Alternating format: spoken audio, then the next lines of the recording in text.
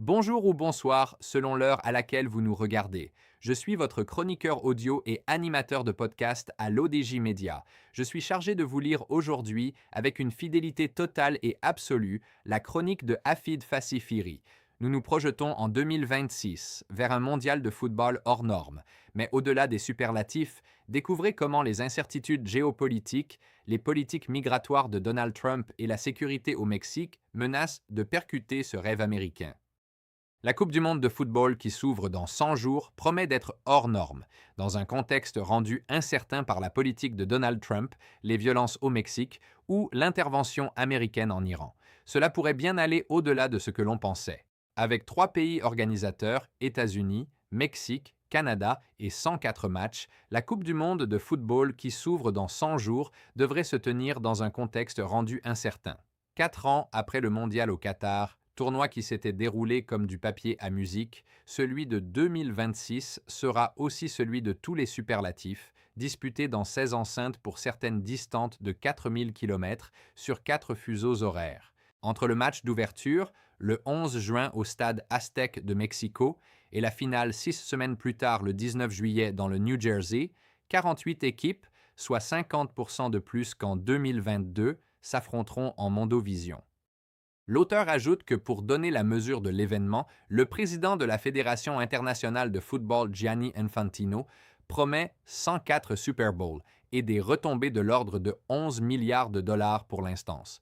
Le dirigeant italo-suisse, qui se targue d'une proximité rare avec le président américain Donald Trump, a également estimé lors d'un entretien à la chaîne CNBC l'impact sur l'économie des États-Unis, où se déroulera l'essentiel des matchs, 78 dont toutes les rencontres à partir des quarts de finale, à environ 30 milliards de dollars en termes de tourisme, restauration, sécurité, investissement. Au-delà de ces chiffres faramineux, le bon déroulement de la compétition sera tributaire de la politique américaine, particulièrement imprévisible depuis le retour de Trump à la Maison-Blanche. L'auteur affirme que pour lui, en pleine célébration des 250 ans de l'indépendance des États-Unis, le milliardaire voit ce mondial comme l'un des temps forts de son deuxième mandat.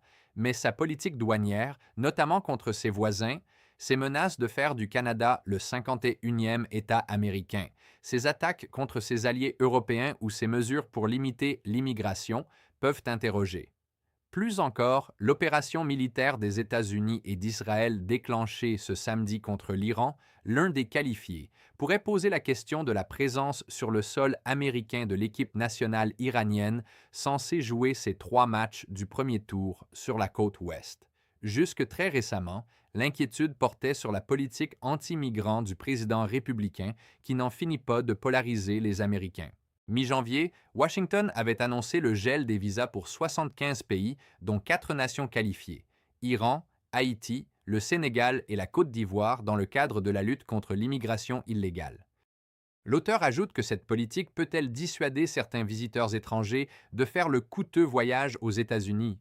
Outre les 7 millions de spectateurs dans les stades, 20 à 30 millions de touristes sont attendus, selon Gianni Infantino.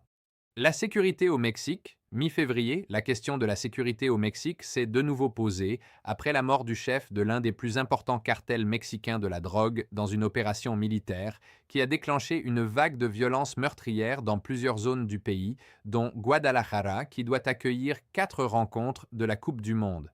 Interrogé mardi par l'AFP, Gianni Infantino s'est pourtant dit très tranquille sur la tenue des matchs, et la présidente mexicaine Claudia Sheinbaum a assuré qu'il n'y avait aucun risque. The show must go on. L'auteur pense que la question de boycotter la Coupe du monde de football au Qatar 2022 a grandement fait débat. Les griefs étaient nombreux et touchaient à divers domaines. Sur le plan social, le Qatar avait imposé des limitations aux spectateurs LGBT+. Sur le plan écologique, rien ne faisait sens avec la construction de stades climatisés à ciel ouvert en plein désert, agrémentés de pelouses importées des États-Unis.